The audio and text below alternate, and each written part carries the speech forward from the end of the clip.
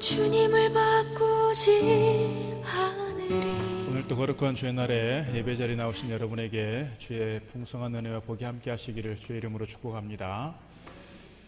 오늘은 한 분 소개하면서 말씀 시작하려고 합니다. 이분은 태어나고 한 돌쯤 되었을 때 심한 열병을 앓게 되었고, 열병으로 인해서 소아마비가 오게 됐습니다.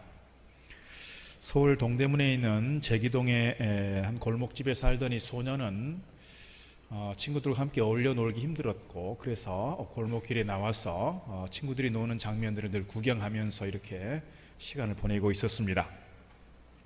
어느 날 친구들이 노는 것을 구경하고 있는데 엿장수 한 분이 골목길로 들어왔다가 이 아이를 발견하고 이 아이에게 깨엿 2개를 건네주었습니다.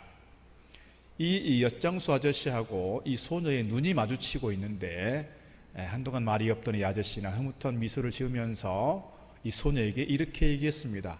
괜찮아.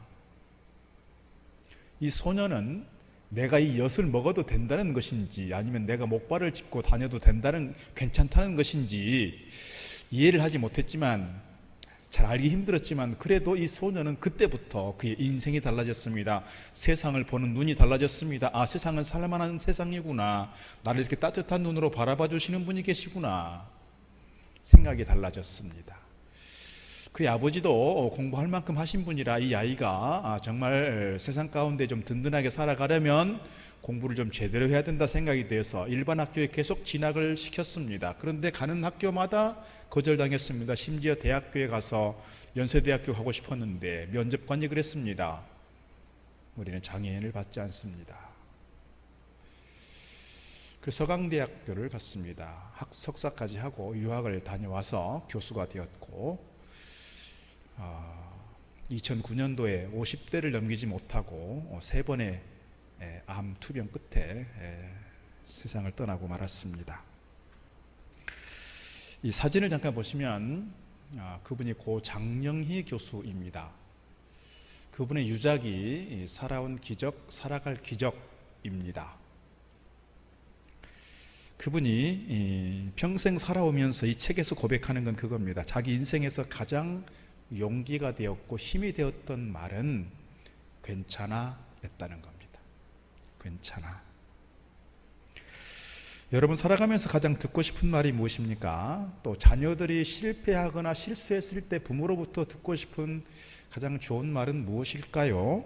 직장인이 직장에서 무언가 잘못했을 때 상사에게 듣고 싶은 말은 무엇일까요?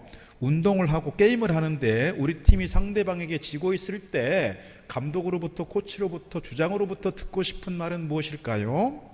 그 말은 It's okay라고 합니다. 괜찮아. 괜찮아. 심리학자들이 연구했습니다. 결과를 발표했습니다. 삶의 만족도가 높은 사람들의 공통점이 있다. 그것은 생활 속에서 괜찮아, 괜찮아요 라는 말을 자주 쓰는 사람들이라는 겁니다. 괜찮아. 자신의 삶에 대해서 감사하는 마음이 있고 주변 사람들에게 관대한 마음이 크기 때문에 그렇습니다. 오늘 제목을 그래서 괜찮아, 괜찮아 입니다. 우리 한번 이렇게 해보겠습니다. 내 가슴을 두드리면서 괜찮아, 괜찮아 해보겠습니다. 다시 한번 하겠습니다. 괜찮아, 괜찮아. 우리 옆에 짝꿍을 한번 만들어 보겠습니다. 서로 눈을 한번 쳐다보시죠. 자, 가까운 분들은, 가족이나 가까운 분들은 서로 좀 이렇게 허깅을 하면서 등을 또닥거리면서 괜찮아, 괜찮아 하겠습니다. 허깅하는 것이 불편하신 분들은 악수를 하시면서 괜찮아, 괜찮아 하겠습니다. 뭐가 괜찮다는 것인지 하여튼 좀 괜찮으셨습니까? 성경 오늘 말씀을 좀 준비하다 보니까 자료를 찾다 보니 이 성경에서 괜찮아 하는 말이 없지만 하나님께서 오늘 우리에게 주시는 메시지 속에서 괜찮아, 괜찮아 하는 뉘앙스로 주신 메시지가 약 300번 등장한다고 합니다. 300번 정도. 그 중에서 오늘 말씀 몇 가지 함께 살펴보려고 합니다. 어떤 점에서 오늘 우리를 향해서 괜찮다 말씀하시는지 함께 좀 해보려고 합니다. 오늘 본문의 말씀은 사도 바울이 디모데에게 보내는 편지입니다. 사도 바울이 자신의 허물을 먼저 고백합니다. 자신이 예수님 만나기 전에 그가 어떻게 살아왔는지를 고백하는 거예요. 자기가 하나님 앞에 열심으로 살았습니다. 율법에 충실했습니다. 정말 누구보다 누구 못지않게 그가 열심히 살았습니다. 그래서 하나님 앞에 충성했고 헌신했습니다. 그런데 예수님 만나고 보니 자기가 가졌던 그 열심이 잘못되었다는 것을 알게 되었어요. 그가 하나님께 열심히 그 마음으로 예수 믿는 사람들 잡아 가두었습니다. 핍박했습니다. 심지어는 스데반에 순교하는 그 장면에서 그 장면을 주도했다고 분석이 됩니다. 그런데 그가 다메섹으로 예수 믿는 사람들 잡으러 가는 길목에 예수님 만나게 되었고, 예수님 만나고 보니 자기가 하나님 앞에 열심이라고 했던 그 일들이 얼마나 잘못되었던가를 깨닫게 된 겁니다. 깨닫게 되었어요. 그래서 그는 본문에서 이렇게 고백합니다. 13절, 내가 전에는 비방자요 박해자요 폭행자였으나 도리어 긍휼을 입은 것은 내가 믿지 아니할 때에 알지 못하고 행하였음이라. 그래서 15절 마지막 부분에 이렇게 고백합니다. 죄인 중엔 내가 괴순이라. 예수님 만나기 전에는 이런 일들이 정말 잘하는 일인 줄 알았어요. 그 기준이 어디에 있어요? 자기에 있어요. 기준이 어디 있어요? 복음에 있지 않고 율법에 있었어요. 그러니까 율법을 따라서 그가 배워왔던 문화와 전통과 학습의 과정을 통해서 자기 판단 기준을 따라서 이렇게 사는 것이 열심이었고, 이렇게 사는 것이 바른 길이었고, 이렇게 사는 것이 하나님 앞에서 좋은 일이라고 생각했어요. 그런데 예수님 만나고 보니 그것이 뭐였어요? 박해자요 비방자요 포행자였고 내가 죄인 중에 괴수였구나, 이렇게 고백하는 겁니다. 과연 주님 앞에 눈을 들 수 없는, 주님 앞에 고개를 들 수 없는 나의 허물진 모습을 그가 고백하고 있는 겁니다. 그런데 12절 보니까 그런 그를 하나님께서 충성되이 여겨 직분을 맡기셨다고 고백하는 겁니다. 12절, 나를 능하게 하신 그리스도 예수 우리 주께 내가 감사함은 나를 충성되이 여겨 내게 직분을 맡기심이니. 그랬습니다. 하나님께서 뭐라고 부르시는 거예요? 괜찮아, 괜찮아 하고 부르신 겁니다. 네가 지금까지는 그렇게 예수 믿는 사람들 박해했고 교회를 핍박했고 그렇게 어려움을 주었으나 그래도 괜찮아. 주님께서 그렇게 부르시는 거예요. 여러분, 충성되이 여겨 그랬잖아요. 여러분, 주님 앞에서 그 모습이 어떤 충성이라고 말할 수 있겠습니까? 그런 하나님께서 그를 충성되이 여겨 그에게 괜찮아의 은혜를 베푸시고 그를 세우셔서 일하게 하시는 겁니다. 이것이 어찌 보면 사도 바울이 평생 동안 원죄처럼 다른 복음서에도 계속해서 이런 말씀들이 나와요. 다른 서신서에도 보면 내가 그것 때문에 계속해서 마음에 걸림돌이 되어 있어서 내가 그래서 낮아질 수밖에 없고 겸손해질 수밖에 없고 내가 죽어 지낼 수밖에 없구나, 그런 이야기를 하고 있는 겁니다.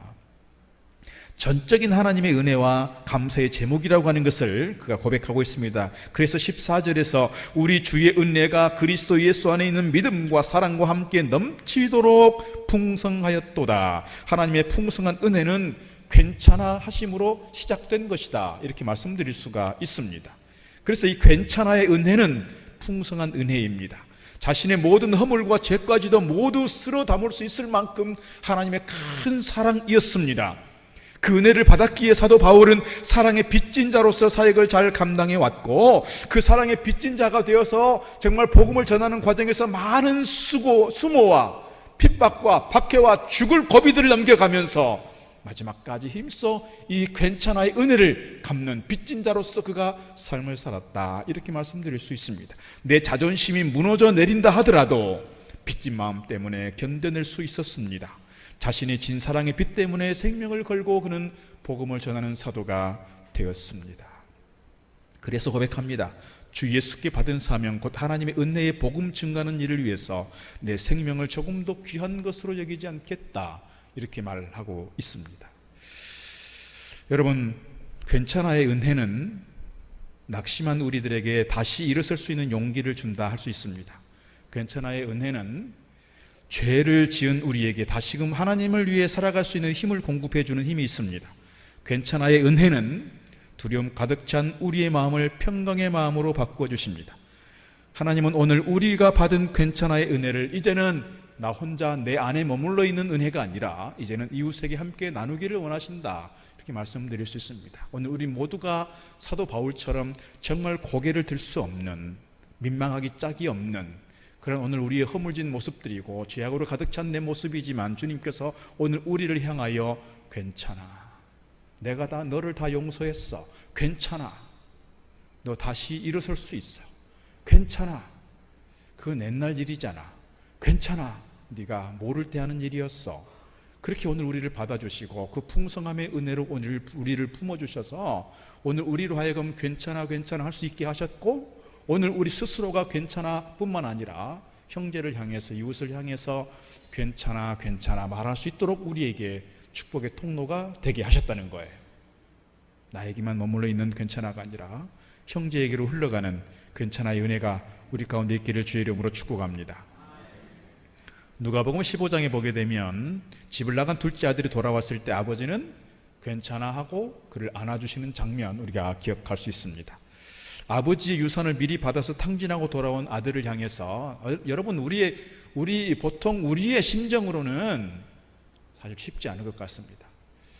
그때 당시 유대인들 문화에서는 아버지가 시퍼렇게 살아계시는데 아버지 제가 받을 유산 미리 주세요, 이건 있을 수 없는 일이에요. 그럼에도 불구하고 이 둘째 아들이 아버지에게 그 유산을 상속 미리 받기 위해서 얼마나 억지를 부렸을까요? 때를 썼을까요? 그러니까 아버지가 아마도 마지못해서 줬을지 몰라요. 근데 그 재산을 다 탕진했잖아요. 탕진했어요. 심지어는 유대인들이 부정한 짐승이라고 생각되는 돼지를 키우는 일을 했어요. 그리고 그 돼지가 먹는 쥐엄 열매조차도 자기가 배가 고프니 굶고 있으니 그 쥐엄 열매라도 먹고 싶다 했지만 주인은 그것을 허락하지 않았어요. 그때서야 드는 생각은 아버지의 집이 그립고 아버지의 집이 생각이 나는 겁니다. 내가 만약에 아버지의 집에 있었더라면 아버지의 집에 있는 종들도 이런 취급받지 않았을 텐데, 그런 생각을 가지면서 그가 이렇게 생각합니다. 누가복음 15장 18절, 내가 일어나 아버지께 가서 이르기를, 아버지 내가 하늘과 아버지께 죄를 지었사오니 지금부터는 아버지의 아들이라 일컬음을 감당하지 못하겠나이다. 나를 품꾼의 하나로 보소서 하리라 하고, 그의 생각 속에 도저히 먹고 살기 힘든 생존의 위협을 받고 있는 그가 차라리 내가 아버지 집으로 가겠다, 아버지에게서 어떤 꾸중을 받아도 어떻게 혼나고 내가 어떻게 보면 아버지에게 맞아 죽을 짓을 했는데 그 벌을 달게 받더라도 내가 아버지의 집에 가서 아버지 아들이 아니고 차라리 종으로 쓰게 해달라고 그렇게 간청해야 되겠다, 이 생각을 하고 가는 거예요. 그래서 21절 이렇게 말합니다. 아들이 이르되 아버지 내가 아들과 아버지께 죄를 지었사오니 지금부터는 아버지의 아들이라 일컬음을 감당하지 못하겠나이다 하나.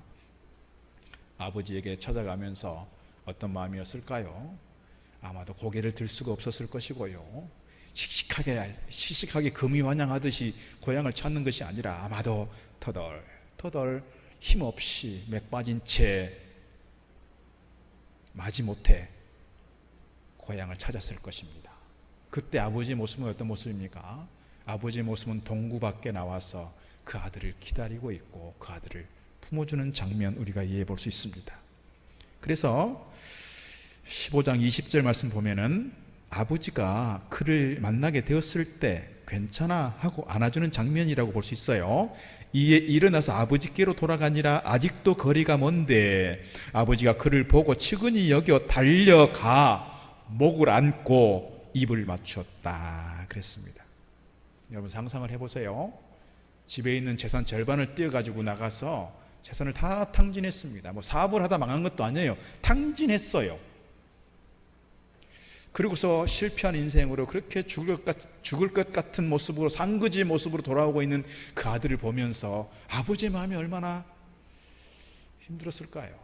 오늘 우리의 마음 같으면 당장 혼내고 당장 니는 내 자식도 아니야 쫓아내고 그랬을 거예요. 그럼에도 불구하고 아버지는 언제부터?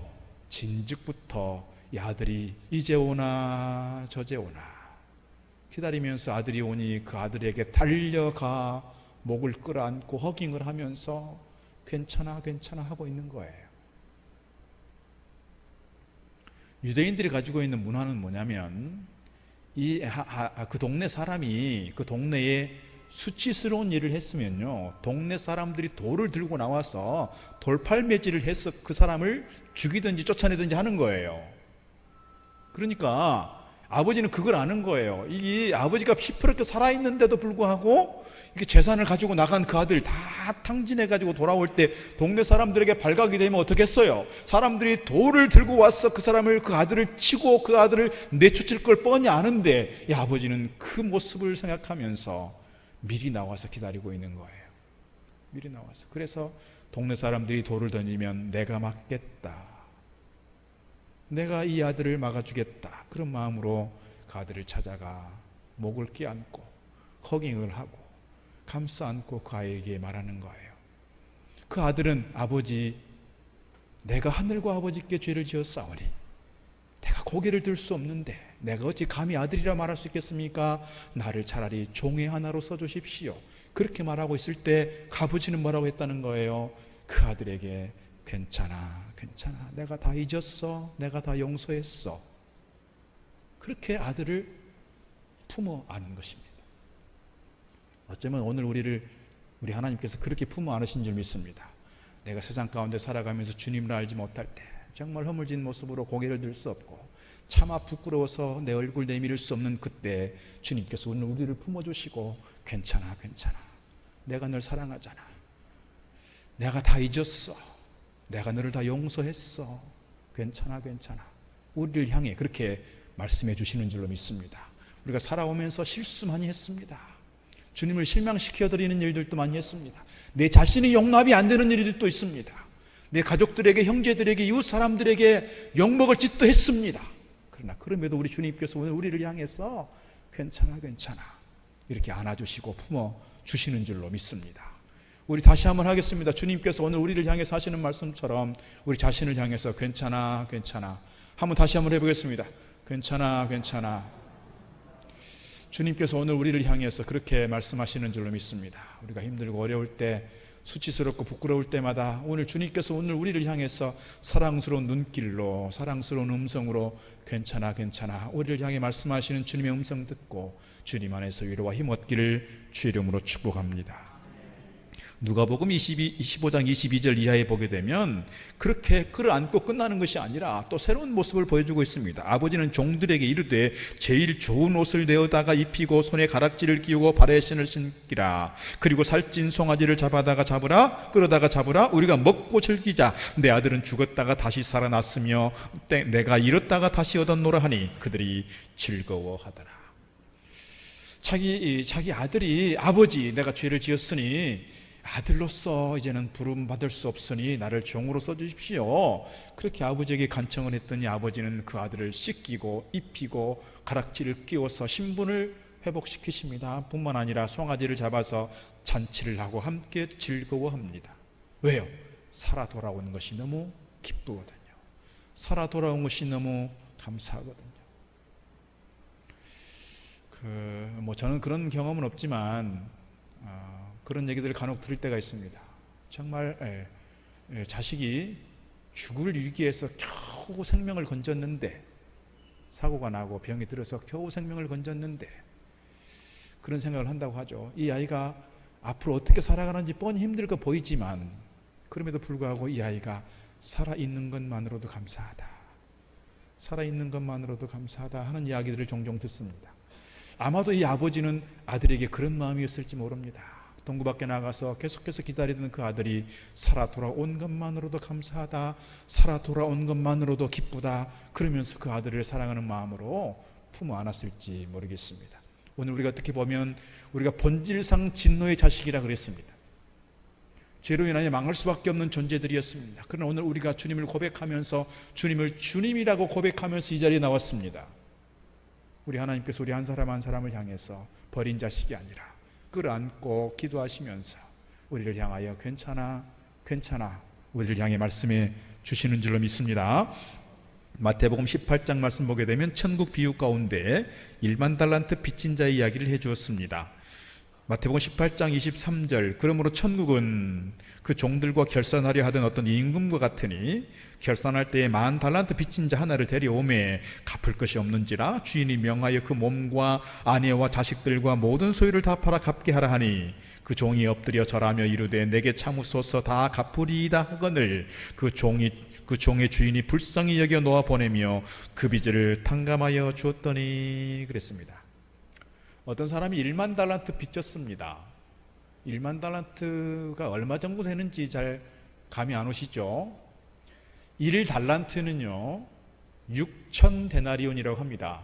그러면 1데나리온은 하루 품삯입니다. 6,000데나리온을 모으려면요 20년 정도를 거의 먹지 않고 쓰지 않고 다 모아야 6,000데나리온 1달란트를 모으는 겁니다. 그러면 이게 100달란트도 아니고요. 몇 달란트라고요? 10,000달란트예요. 10,000달란트. 10,000달란트면은요 20만 년 동안, 여러분 상상해 가십니까? 한 사람이 20만 년 동안 죽도록 일하고 쓰지 않고 모아야 갚을 수 있는 거예요.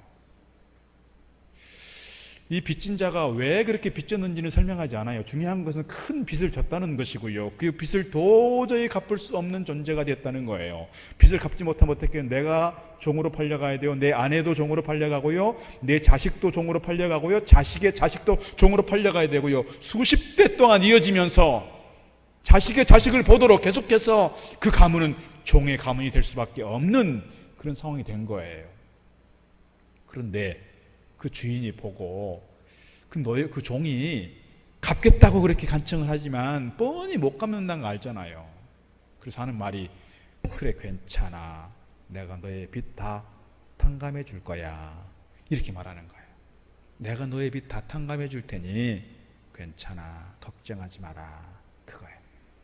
오늘 우리가 10,000달란트 빚진 자의 모습이라는 거예요. 도저히 우리가 무엇을 해서 갚을 수 없는 그 빚을 진 사람들로서, 사랑의 빚을 진 사람들로서 우리가 무엇을 해도 자자손손 어떻게 한다고 한들 이 사랑의 빚을 갚을 수 없는 존재들이지만 우리 주님께서 십자가의 은혜 속에서 우리 하나님 우리에게 말씀하시는 거예요. 괜찮아 내가 너의 빚 다 탕감했어. 너의 죄를 내가 다 하얗게 씻었어. 걱정하지 마라. 내가 너를 내 자녀로 삼았어. 이렇게 말씀하시는 거예요. 자녀로 삼았다. 그런데 이야기는 여기서 끝나는 것이 아닙니다. 18장 28절 보게 되면 이런 이야기가 이어집니다. 그 종이 나가서, 그 종은 누구예요? 10,000달란트 탕감받은 사람이에요. 나가서 자기에게 100데나리온 빚진 동료 한 사람을 붙들고 목을 잡고 멱살을 잡고 이 말입니다. 멱살을 잡고 이르되 빚을 갚으라. 그 동료가 엎드려 간과하여 이르되 나에게 참아주소서 갚으리이다 하되 허락하지 아니하고 이에 가서 그의 빚을 갚도록 어디에 가뒀다고요? 감옥에 가뒀다고요. 여러분 100데나리온이면요 100일 정도만 열심히 일하면 한 반년 정도만 열심히 일하면 갚을 수 있는 거예요. 그런데 이 사람은요 얼마를 탕감받았다고요? 10,000달란트를요 60만 배 그렇게 큰 빚을 탕감받은 사람이 100데나리온 빚진 그 사람을 용서하지 못하고 그 사람을 용납하지 못하고 그 사람 멱살을 잡고 말하고 갚겠다고 말하지만 그 말을 신뢰하지 않고 어떻게 감옥에 쳐넣어버려. 그래서 원래 주인이 그의 소문을 듣고 다시 그를 가두었다 그런 이야기입니다. 어쩌면 오늘 우리가 그런 모습으로 살아간지 모르겠어요. 내가 10,000달란트 도저히 갚을 수 없는 큰 빚을 탕감받은 사람임에도 불구하고 내 옆 사람에 대해서 조금 실수한 것 가지고 조금 실패한 것 가지고 조금 뭔가 허물이 있는 걸 가지고 계속해서 공격하고 비난하고 비판하고 공격하면서 힘들게 하고 있는 내 모습은 아니냐 그 말입니다. 그러면서 이 비유의 끝자락은 이렇게 말씀하고 있습니다. 너희가 각각 중심으로 형제를 용서하지 아니하면 내 천부께서도 하나님께서도 너희에게 이와 같이 하시리라. 오늘 그런 점에서 오늘 하나님께서 나에게 주시는 메시지 괜찮아 괜찮아 하는 것만 듣는 것이 아니라 내가 내 형제에 대해서, 내가 내 가족들에 대해서, 내가 내 이웃에 대해서 작은 허물, 실수, 실패했던 그것 가지고 계속해서 공격하고 비난하는 것이 아니라 그들을 향해서도 괜찮아 괜찮아 말할 수 있어야 한다는 거예요. 이렇게 하는 말이 오늘 우리 공동체를 따뜻하게 하고, 우리 공동체를 더 살맛나게 하고, 우리 공동체에 더 위로가 되고 힘이 되고 희망을 주는 공동체가 되어지는 줄 믿습니다. 내가 받은 큰 이 괜찮아의 은혜를 기억하면서 형제들에게, 이웃들에게 계속해서 괜찮아를 말할 수 있는 저와 여러분 되어지기를 주 이름으로 축복합니다. 로마서 8장 34절 35절 말씀에 이렇게 기록하고 있습니다. 누가 정죄하리요? 죽으실 뿐 아니라 다시 살아나신 이는 그리스도 예수시니 그는 하나님 우편에 계신 자요 우리를 위하여 간구하시는 자신이라. 누가 우리를 그리스도의 사랑에서 끊으리요? 환난이나 곤고나 박해나 기근이나 적신이나 위험이나 칼이랴. 그랬습니다. 죄와 허물로 망할 수밖에 없고 죽을 수밖에 없던 우리, 본질상 진노의 자식이었던 우리를 우리 하나님께서 괜찮아 하시고 부르실 뿐만 아니라 우리를 향해서 죄 없다 하시고 우리를 사랑한다고 말씀하시는데, 내가 너희를 죄 없다 하고 내가 너희를 의롭다 하고 내가 너희를 사랑한다고 하는데 누가 너희를 정죄하겠느냐? 누가 너희를 너와 나의 사이의 관계에서 사랑으로 이 사랑의 관계를 끊을 수 있겠느냐? 그것이 비록 칼이냐, 곤고냐, 환난이냐, 기근이냐, 뭐냐, 아무것도 너와 나 사이의 사랑의 관계를 끊을 수 없다고 우리에게 분명하게 말씀하고 있습니다. 그런 점에서 다시 한번 강조해 말씀드리는 것은, 오늘 우리는 주님께로부터 사랑받은 자요, 주님께로부터 괜찮아 선언을 받는 하나님의 거룩한 자녀요, 사랑받는 자녀인 줄로 믿습니다. 그래서 오늘 우리가 우리 스스로에 대해서 늘 그런 선언이 필요합니다. 괜찮아, 희망이 있잖아, 일어설 수 있잖아, 다시 일어설 수 있잖아. 우리가 우리 대한민국 방송계에서 최고의 MC로 칭함받는 사람이 있습니다. 국민 MC라고 불려지는 유재석입니다. 유재석이 처음에 방송에 데뷔했을 때 그 친구들, 그 동기들은 너무너무 잘 나갔어요. 뭐 김국진, 박수홍, 뭐 김용만 이런 사람들이 그 동기들인데, 이 사람들은 뭐 데뷔하자마자 뭐 아주 잘 나갔어요. 탑급으로 올라섰어요. 그런데 유재석은 이 카메라 울렁증 때문에 계속해서 어디 프로그램을 나가면 막 NG가 나는 거예요. 이렇게 실수가 생기고. 그러니까 PD들이 다 싫어했어요. 저 사람 한번 데리고 가서 뭘 하려면 계속해서 NG 나고 또 NG 나고 막 심지어 20분까지도 나고 그랬다니까요. 이 사람이 친구들끼리 있을 때는 막 얘기를 재밌게 잘 하는데요, 카메라 앞에만 딱 서서 뭘 하려고 하면 자꾸 에러가 나는 거예요. 내성적인 성격 때문이겠죠.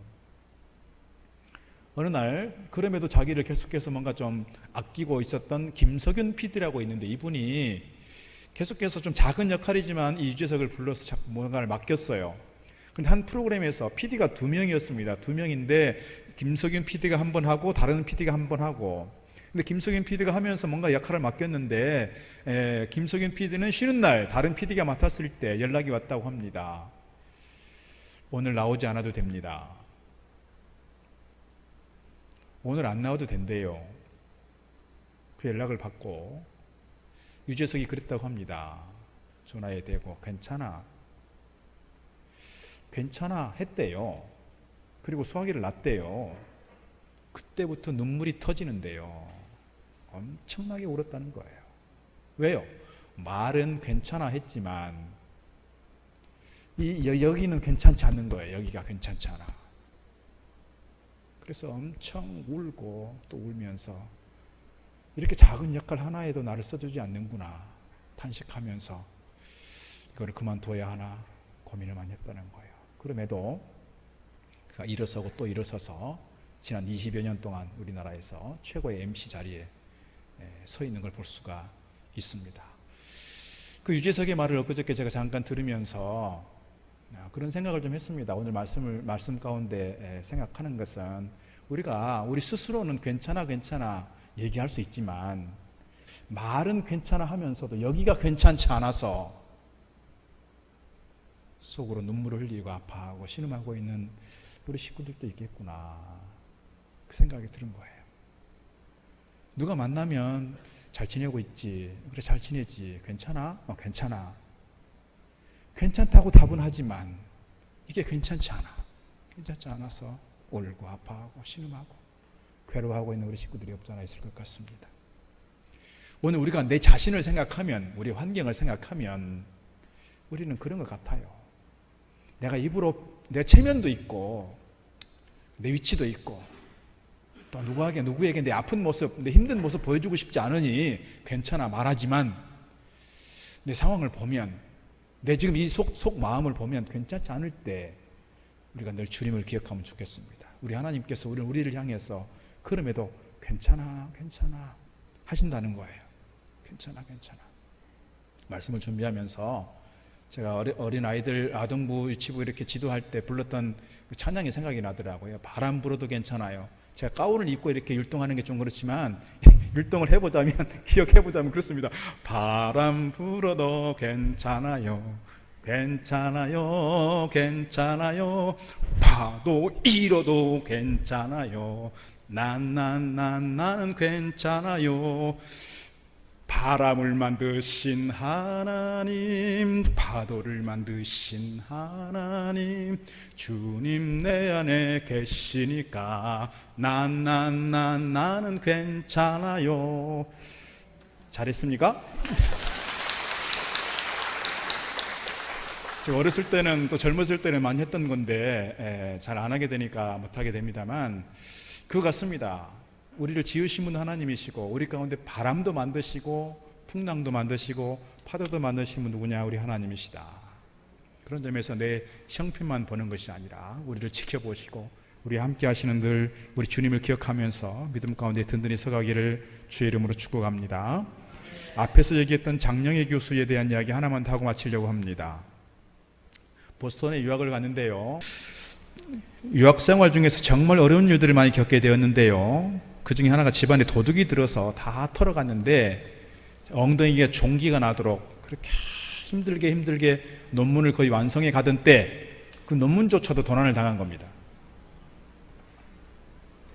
너무 낙심이 됐습니다. 일주일 동안 누워서 아무것도 하지 못하고 있는데 창에 햇살이 들어왔습니다. 햇살에 비치는 그 모습 보면서 그가 이렇게 마음을 고쳐먹었습니다. 괜찮아. 논문쯤이야. 다시 시작하면 되지. 괜찮아. 어린 시절 엿장수가 가르쳐준 괜찮아라고 하는 그 마법이 다시금 그를 찾아온 겁니다. 그래서 너무너무 낙심이 되고 괴로운 그때 일주일 동안 꼼짝 못하고 누워있던 그가 창살에 비치는 햇살을 보면서 괜찮아를 떠올리게 된 겁니다. 괜찮아를. 그래서 1년 동안 다시 논문에 매달려서 무사히 마칠 수 있었고 서강대 교수로 부임하게 된 것입니다. 논문 맨 앞에 보면 이렇게 서문 이렇게 쓰는데 감사의 글이라고도 하죠. 그 감사의 글을 쓸 때 이렇게 썼습니다. 내 원고 논문을 훔쳐가서 내게 삶에서 가장 중요한 교훈, 다시 시작하는 법을 가르쳐준 도둑에게 감사합니다. 그랬습니다. 그의 삶은 고난의 연속이었지만 낙심하지 않고 이겨내면서 원하는 바를 이루었는데요, 이렇게 말하였습니다. 하나님은 내가 다시 일어서는 법을 가르치기 위해서 넘어뜨린다고 나는 믿는다. 이랬습니다. 그래서 괜찮아 장령이 한번 보여주시죠. 제가 한번 읽어보겠습니다. 그만하면 참 잘했다 라고 용기를 북돋아 주는 말, 너라면 뭐든지 다 눈 감아주겠다 라는 용서의 말, 무슨 일이 있어도 나는 네 편이니 넌 절대 외롭지 않다라는 격려의 말, 지금은 아파도 슬퍼하지 말라라는 나눔의 말, 그리고 마음으로 일으켜주는 부축의 말, 괜찮아. 그래서 세상 사는 것이 만만치 않다고 느낄 때, 죽을 듯이 노력해도 내 마음대로 일이 풀리지 않는다고 생각될 때 나는 내 마음속에서 작은 속삭임을 듣는다. 오래전 내 따뜻한 추억 속 골목길 안에서 들은 말, 괜찮아. 조금만 참아. 이제 다 괜찮아질 거야. 아, 그래서 괜찮아는 이제 다시 시작할 수 있다는 희망의 말이다. 오늘 우리 하나님께서 우리를 향해서 괜찮아 하시는 말씀을 계속 들을 수 있으면 좋겠습니다. 그래서 내가 나에게도 내가 이웃에게도 괜찮아를 말하면서 오늘 우리 공동체를 더욱더 따뜻하게 아름답게 위로하고 격려하면서 새로운 희망의 공동체로 햇살 비추는 공동체를 세워가는 저와 여러분 다 되기를 주의 이름으로 축복합니다. 기도하겠습니다. 하나님 감사합니다. 오늘 우리 하나님께서 우리를 향하여 괜찮아 하시는 그 음성, 그 말씀 듣게 하여 주옵소서. 오늘 우리 자신을 향하여도 괜찮아 할 수 있게 하시고 우리의 가족들, 우리의 자녀들, 우리의 형제들에게, 친구들에게, 이웃들에게도 괜찮아 할 수 있는 저희들 되도록 인도하여 주옵소서. 비록 허물이 있고 실수가 있고 약함이 있어도 집 나간 아들 안아주었던 아버지처럼 따뜻한 마음으로 안아주고 품어주면서 괜찮아 할 수 있는 저희들 되게 하시고, 그래서 오늘 우리의 입술에서 나오는 이 괜찮아 이 한마디가 오늘 우리의 공동체를 또 살맛나는 공동체, 따뜻한 공동체, 희망의 공동체로 세워가는 줄 믿사오니 오늘 저희들이 이 거룩한 축복의 통로 되게 하시고 오늘 우리 한 사람 한 사람을 통해서 주의 그 사랑이 흘러가는 귀한 공동체로 세워지게 하여 주옵소서. 예수님 이름으로 기도드리옵나이다. 아멘. 도 주님을 바꾸지 않으리. 다른 어떤 은혜 구하지 않으리. 오직 주님만이 내 삶의 도움이시니 주의 얼굴 보기 원합니다. 나 무엇과도 주님